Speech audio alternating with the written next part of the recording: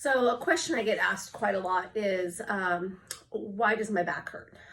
For every person, there are a multitude of reasons why someone's back could hurt, but I will give you a common example of what I see in the clinic very often. So in the spine, here's my spine model here, your mid-back or your thoracic spine should be pretty mobile, your spine should be pretty stable, and your hip joints should be pretty mobile. But what we often see is just the opposite. People are really stiff in their upper back from being hunched over their computer all day long or their phones.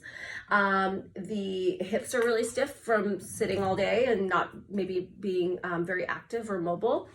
And what ends up happening is that translates to extra stress in the lower back, right? Because if the area above it and below it doesn't want to move, then the only place that you have degrees of freedom to move from is your spine, except that the lumbar spine is meant to be stable.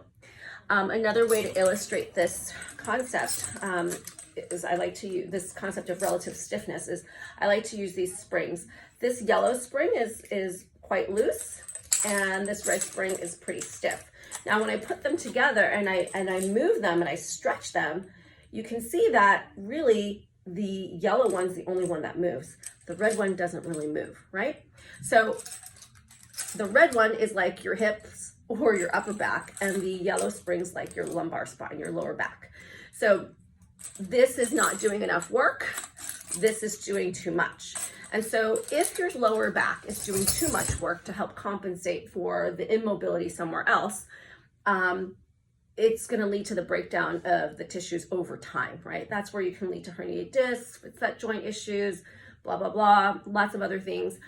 So one way that you can help yourself is to actually mobilize your hips and mobilize your thoracic spine, your mid-back, and then do exercises to help with your core stability, which is a whole other topic we could talk about, because core stability is something that has really been kind of bastardized over social media and all other things. But core stability means certain things to certain people, and that's a whole other IGTV.